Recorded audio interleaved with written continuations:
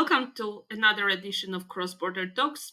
Today will be leading a solo episode on the French elections that happened just a few days ago and ended in a sensational victory of the new Popular Front, and not the Nationalist National Assembly as most of the observers and also the service expected. I will be joined in today's conversation by Maria Guevara, a Romanian activist who has lived a good part of her life in France, who has published a bigger study on the French elections on her personal site, which you will find in the comments, and who will comment together with me the outcome of the elections and also try to say more about the perspectives for France, for French left, the sensational winner of this election, for Emmanuel Macron, for the nationalists, and also for Europe, because France is a key European country. Maria, thank you for being with us today. Thank you, Margojeta, for having me today.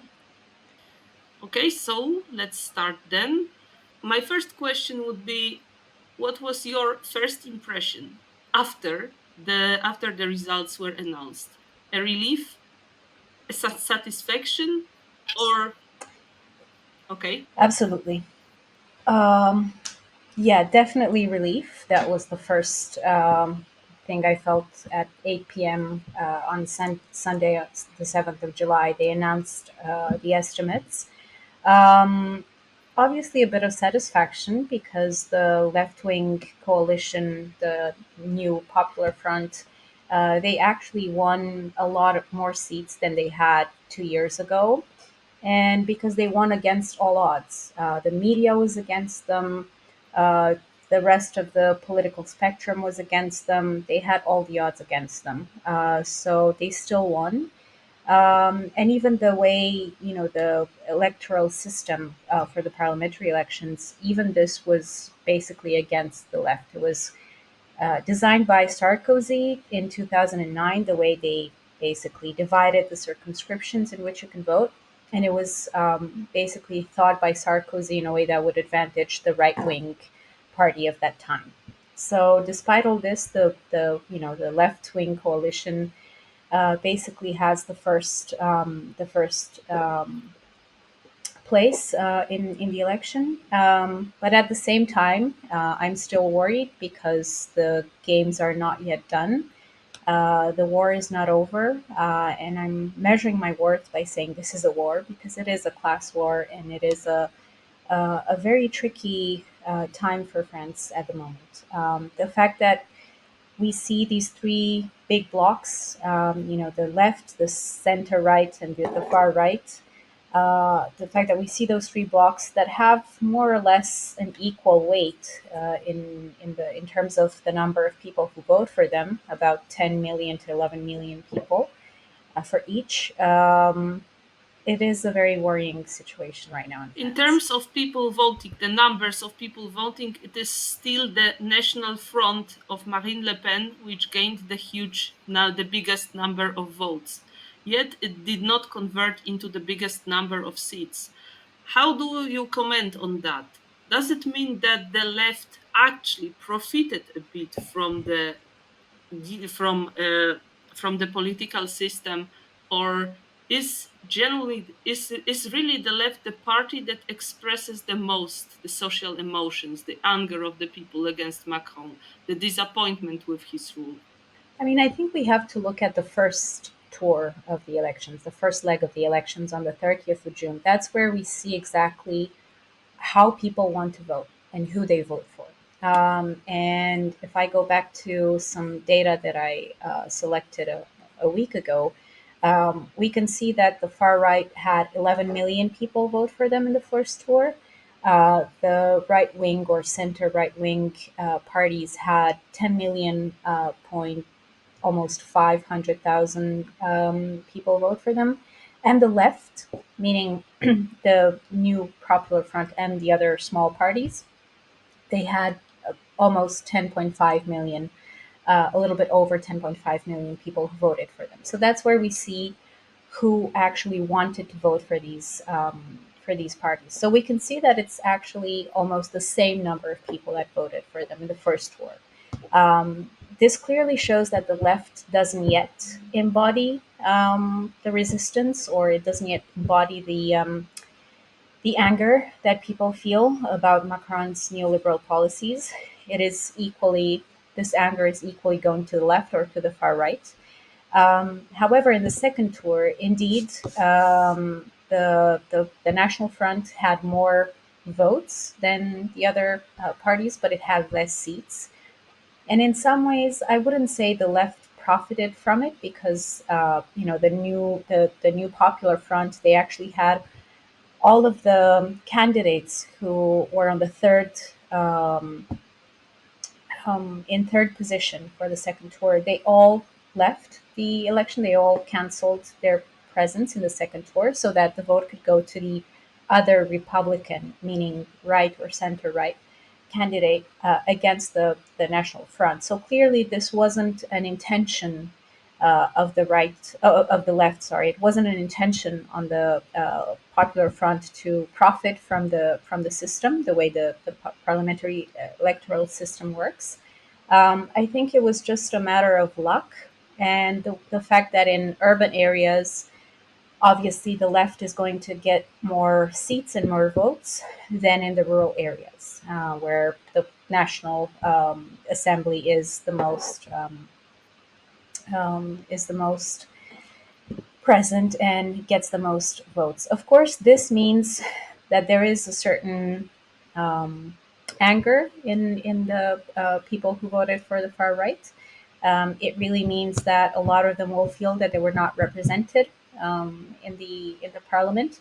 So, in the long term, or in the medium term, actually, until 2027, this sort of anger might actually start to become a bit more present, more visible, even more violent. So there needs to be a lot of work around reassuring people that even though their favorite candidate didn't get a seat, that somehow, the new government and the new parliament is going to work in favor of the working class and the people of France, not just the very few rich people who actually have to gain from the Macron policies. Does it make sense? Yeah, it sounds logical. And if we could look at the class composition of the three blocks, I think it will explain a lot as well. Um, you mentioned that you proved that there are three almost equal political coalitions now on the French political scene. And if you could analyze who voted for each of these blocks. Absolutely. Now, the type of sociological data that looks at the type of people who vote for these parties, and especially in terms of an ethnic background, that is forbidden in France. For example, there is no way you can find out the ethnicity of someone in statistical studies. But we can infer from the type of information that um, can be found online on academic journals and other serious studies, that usually people who voted for the far right, they tend to live in rural areas more than in urban areas. Therefore, they actually have less contact with foreigners, or with French people of foreign descent. Um, a lot of them tend to be less educated, those that come from the rural areas, but there is an increase in young people going to vote for the far right. This hasn't been seen in a lot of time, and a lot of those young people, they tend to be quite well educated. So the profile of people who vote for the far right is changing. There are also very few, but still they exist, voters for the far right who actually have a foreign background, the descendant from Algerian or Moroccan or sub-Saharan descendants. It is a very strange thing, but it happens. It's very marginal. In terms of who votes for the left, it's usually more urban citizens, younger, definitely younger people. So somewhere under 45 years old. Um, And in general, they tend to be well educated. But there is still a small part of the working class with less education that still votes, not necessarily for La France Insoumise, but mostly for the Socialist and the Communist Party, due to historical allegiance to those parties. And then when it comes to the center right bloc, there you have a mixture, usually more urban, but there are still voters in the rural areas who vote for the right wing parties. They tend to be a bit more well off, a bit older. They tend to have to be already pensioners, so their stakes are not very high when it comes to the reforms that Macron is implementing with regards to the pension schemes. And they tend to be a little bit more educated than the other voters for the far right. So these are the main things that distinguish them. But again, it could be very heterogeneous. Usually, people of African or North African descent, they tend to vote to the left, but in some cases, they could still vote on the right wing parties. So yeah, pretty much, I think this covers it. Oh, and one thing, I forgot to mention. I forgot to mention one thing that this year, because Bardella is a young and apparently good-looking candidate, the number of women who voted for the far right increased vertiginously, and they tend to come from all ages. So there was clearly a matter of putting a nice face and attracting an electorate that otherwise would have been either disinterested or would have voted on the right wing, for example. So that's another thing that changed this year. Interesting. But coming back to the three blocks, the center right and the left did a kind of limited alliance for the election, the Republican bloc, to stop the far right. Do you expect them to work together also in the future parliament, given that with three blocks of almost equal force, there will be a kind of, it will be very difficult to rule the country. So if the left works together with Macron's party, what does it say about the credibility of the left? And do you think this is the right strategy?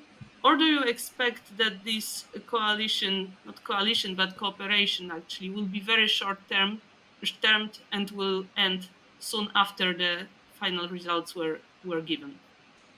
Basically, several scenarios are possible. My feeling is that Macron, I mean, he announced it several times that he will not do a coalition with La France Insoumise. That's out of question for him. And so his today the foreign minister Stéphane Séjourné, he published a tribune in Le Monde where he actually says that Macron's party and uh, the member of the parliament from Macron's side, they should band with what he calls the Republican left, meaning the Socialist Party, the Green Party, and the Communist Party. So he is suggesting that Macron form an alliance with these three parties, and but not with La France Insoumise. Uh, the problem is, this is a way to basically create another rift in the left wing coalition, which has been very fragile. The left is well known for not actually banding together and not sticking together. So Macron is now playing this to his advantage. He's basically saying that he excludes any possibility to work with La France Insoumise and particularly Mélenchon. Um, on the left, there have been some criticisms saying that actually the national the new Popular Front should not uh, ally itself with Macron because that means betraying its voters, betraying everyone who believes in left wing values. Um, there is also a very slight possibility, or at least it was something that was considered before the elections, before the 7th of July. There was a possibility that Macron would actually form a government with the Rassemblement National, with the far right. So basically, everything was possible before the 7th of July. But I think the fact that the left had such a huge advantage, and the fact that it became the first party among the three to have a number of seats in the parliament, this is what made Macron reconsider his position, and to say, "Oh, actually, I'm ready to do a coalition with the left wing parties, but only those that I deem Republican." Republican in the French definition is those that uphold the values of the Republic, liberté, égalité, fraternité, and a few others. Um, the problem is there is a huge uncertainty at the moment, and I'm not sure that the four parties within the Popular Front are going to find a way to select someone among them to be a prime minister. Basically, the Popular Front is saying we should have the prime minister. We should be the ones sending a prime minister in. Macron's side are saying no way, you're not. We're not putting a prime minister from your side. The most we can do is to band with the Socialist Party, the Communist Party, and the Green Party. And then, Bardella, Le Pen, and the far right, they're just absolutely silent. All they're saying is that they haven't been completely represented and that they deserve more seats to the table. There are quite a few issues within the Popular Front. They have four major, let's say, heads of the movement. So we have Mélenchon at La France Insoumise. He is very criticized. He's very unpopular, even among his people, but also on the outside, the media have portrayed him as this anti-Semitic monster. And there were a lot of unfounded accusations about him. Then there is the leader of the Green Party, um, Tondelier. She's a woman, first of all. She's very good at public speaking. She has a very good a good presence in the media. And then we have the Socialist Party, where Glucksmann, he's the European MP, but they're thinking of maybe sending the head of the party. And then there's Fabien Roussel with the Communist Party, who is actually completely, he's much more conservative than the Communist Party used to be. So these four figures, plus a few other well-known figures in the media, usually coming from the France Insoumise. So I will not name them all, but I can put them in comments for people to look at. Basically, my feeling is that they're going to fight all of them for the position of a prime minister.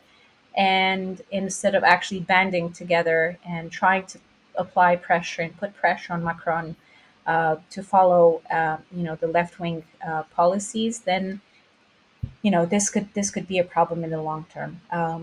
The the striking thing is that the mainstream media keeps talking about the divisions in the left wing coalition. They keep talking about how these guys don't get along together, how one of them is clinging to power while the others are trying to steal their seat, and all sorts of really basic drama just to portray them as this political family that basically always bickers, always fights, and they're not reliable. But in truth, when you look at their statements, their official statements, they tend to basically say, we're going to try and put all our differences behind us and we're going to push for reforms. And we can hear the La France Insoumise being the most vocal one, talking about imposing certain policies that are in favor of the working class, talking about reversing some of the reforms that Macron has implemented already. So, yeah, it is going to be very tricky. There is no way to know what's going to happen in the next few days. And Macron hasn't said anything, and I think that's intentional. The more chaos, the better it is for him, basically.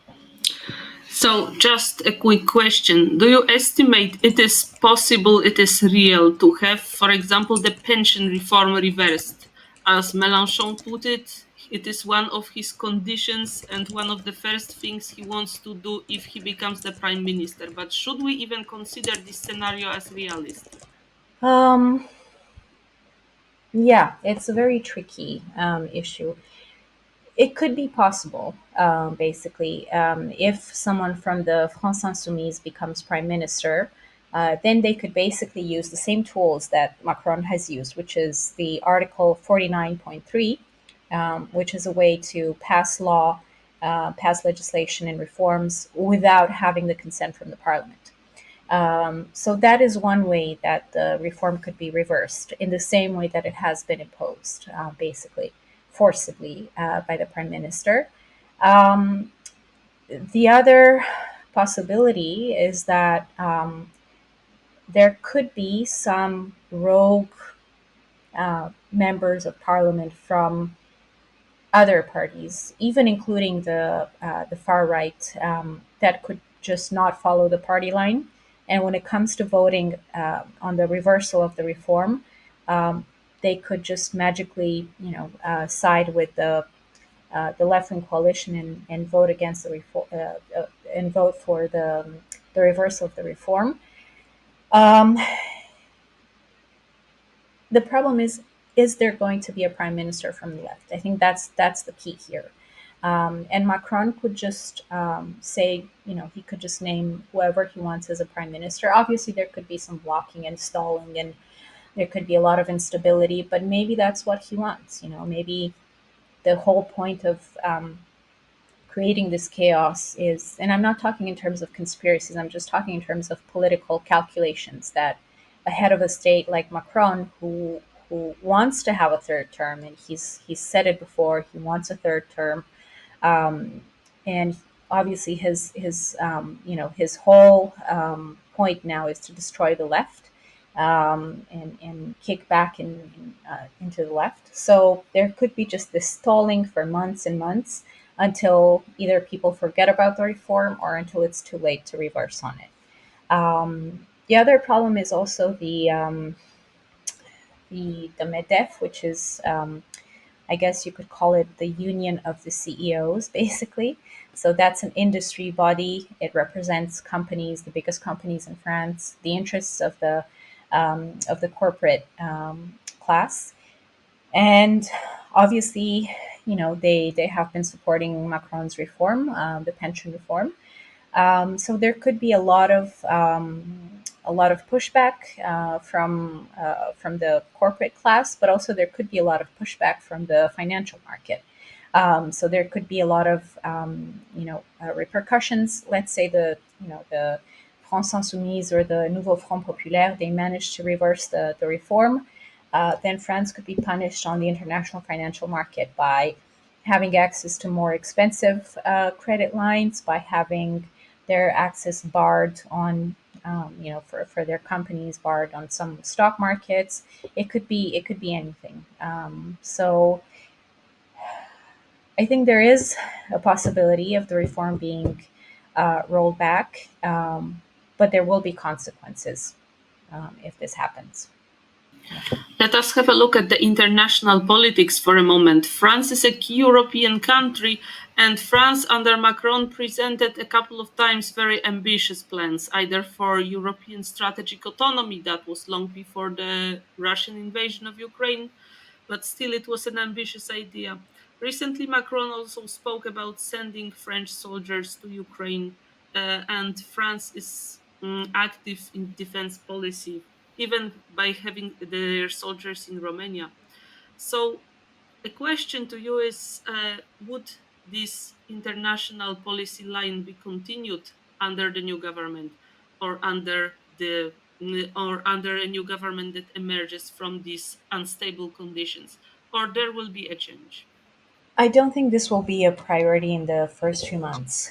Um, it cannot be the priority because all the focus is on what happens in France, in terms of internal politics, be it the pension reform, immigration reform, social security reform, investment in industries and increasing increasing the number of jobs in France, most of the focus will continue to be there in the next coming months. That's why people voted for either the national rally, the extreme right, or that's why they voted for the left. They didn't vote for them thinking about the foreign policy. They really care about what happens to them. Um, and a lot of Macron's policies, foreign policies, they were not followed through always. He had this idea of sending troops on the ground in Ukraine. It was all just talk. It was all just words thrown out there just to make a sensation. It wasn't followed through, and I don't think he could follow through. He depends on NATO. He depends on a lot of other circumstances to follow through with this. Um, if the prime minister comes from the left, there could be some small changes in terms of their approach to Palestine and the war in Gaza. I think that's where a lot of the polemics have happened surrounding anti-Semitism on the left, and the far right accusing the left of being anti-Semitic when it was itself a part. The far right party was founded by a former Waffen SS soldier. Um, so this is a question that could be touched upon, that could see a regain. But as we're talking, um, I don't know if you've noticed, but there's less and less news about what's going on in Gaza. So the fact that it's not really in the media's focal point at the moment, I'm not sure that this is going to be a topic of debate in the next few months. In terms of integration within the EU, or staying in the EU, or leaving the EU, there was a shift also on the far right. So Marine Le Pen, she used to be very vocal against the EU a few years ago, and it was all clearly very opportunistic. It all happened when the UK was going through Brexit, when it voted Brexit, and then it was going through that. Marine Le Pen was very vocal at the time. She was saying there will be a Frexit. They used to have another presidential candidate talk about a Frexit back in 2012, 14, 16, and especially in 2017. But as soon as the negative effects of Brexit started to kick in the UK, basically Marine Le Pen switched her view on this. She didn't talk again about exiting the EU. There was a complete change of policy. And we've seen with Meloni in Italy that there has been also a small change. This idea of maybe changing the EU from the inside if the far right gets into power. So there could be some pressure from the far right now that they have a lot of seats in the parliament, in terms of talking more overtly about changing the EU policies, giving France more sovereignty, or putting more pressure on talking about immigration and security. But I don't think it's going to be the main focus in the next few months. Basically, what's happening now is something that it has never happened before. Not under the current constitution, which was applied from 1958, 59 onwards. This situation has never happened. There has been a situation, or actually two, I think, situations in the past where the president was from a party and the prime minister was from the opposing party, but there was still a form of majority in the parliament, even though it was from the opposing force. And so that was called the cohabitation. And the political game was about the president and the prime minister trying to find common ground where they could, and fighting each other on specific topics. But this situation where there is clearly no um, absolute majority. None of the three forces have, enough seats to be automatically seen as the sending the prime minister. But all three of them also come from three different directions, or at least they pull in three different directions.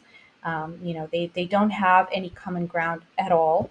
If anything, the far right might have some common ground with the center right in terms of neoliberal policies, but that's it.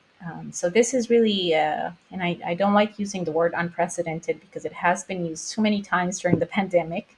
But really, this is an unprecedented situation in France, and we actually don't know what could happen. All I'm saying, everything that I'm saying now, everything that other analysts are saying, is just speculation at this point. So, boom, anything could happen. So the final question must touch our region or regions, the Central Europe and Southeastern Europe. You said that nothing new would happen in French foreign policy because it was not a priority to any of the voters group to have a change in this aspect. They all voted because they were either satisfied with their lives or dissatisfied with Macron's policies. They wanted to keep Macron in power or oust him. But still, France is also active in our region as one of the key European countries. And if we look beyond this horizon of a few months, do you expect anything new to happen here in the French, Central European, or Southeastern European relations? Yeah, this is a very difficult question to look beyond the first few months since we have no idea what is going to happen. I mean, the way France interacts with Central and Eastern Europe is really just through business and through the military. There is a little bit of cultural cooperation, especially with Romania in terms of the La Francophonie and the French cultural space. I mean, for example, with the French cultural space, it all depends on the budget. So if there's enough budget, public budget for culture, then there will be more and more activities surrounding this. In terms of the business and the military, I don't think we need to look at the politics to understand what's happening in the relationship between France and Eastern Europe, or it's all about what does the business want. Like, who are the big business players, the French business players investing in Eastern Europe? We have Auchan, we have Carrefour, we have a few other big names. Um, Basically, these guys don't have any interest in disrupting any relationship. It's all about business. It's all about making profits and continuing to invest. So in terms of the business world and the business leaders, they prefer continuity. So they're going to want to continue having the same ties with Eastern Europe, which is a very lucrative market for them. Wages are low, consumption is on the rise, even though the wages are low. So they're going to want this to continue. Obviously, having Macron in power for the business class, this has been basically a boon for them. It has been amazing. They've been flooded with cash by the Macron um, government. There have been a lot of subsidies and all sorts of schemes to help businesses invest and stay afloat. If the left wing coalition gets to have a prime minister, and if they get to impose at least part of their policies, then there might be some small changes in terms of how much money is going into the pockets of these big corporations. But overall, I don't see any reason for the economic and cultural ties to continue. I think the question would be whether or not,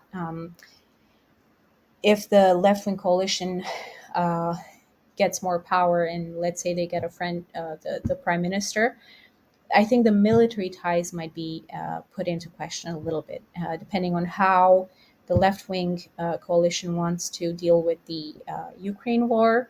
Um, there's no indication to say that the left wing coalition wants to send more soldiers or French soldiers in Ukraine. This was actually just something that Macron said, and no other leader in the EU ever said this. Even the people in his camp were surprised by his allegations. So, in my view, that was just a bit of bluff. He just wanted a bit more attention from the media and from other people, and he just wanted to show that he is a leader, uh, that he has something to say on the international scene. But in terms of actually doing things, he talks more than he does. So again, I don't see any reason for the ties not to continue, even with the left wing government. If let's just say this wild thing happens and there is a far right prime minister, or if there was a possibility of far right prime minister, there could have been a few implications in terms of their ties with Eastern Europe. Maybe some strengthened ties with Hungary, for example, because of the far right approach and closeness. But at this point in time, I see no reason for that to happen. Okay, so the essential conclusion after the elections in France is that France is entering in a period of turmoil, or at least in a period of great political instability. As I also don't like to use the word unprecedented too much, but indeed, to anyone familiar with the newest history of France, there has never been so far a situation when the parliament was divided into three almost equal parts, stemming from different political traditions and having completely different priorities in their political programs. And yet, somebody must rule this country because new elections can't be called soon. Maria Guevara, a Romanian activist who has lived for quite a big part of her life in France and who is still following French politics very closely, was today with us to explain more about the French elections and their outcome. Thank you, Maria, for your answers, comments, and I invite you to follow Cross Border Talks on every channels where we are available. That is on social media, Twitter, Facebook, or YouTube, of course, also the sound platforms like SoundCloud. We are here for you, and we expect you to join us in the future editions of Cross Border Talks. Thank you and goodbye.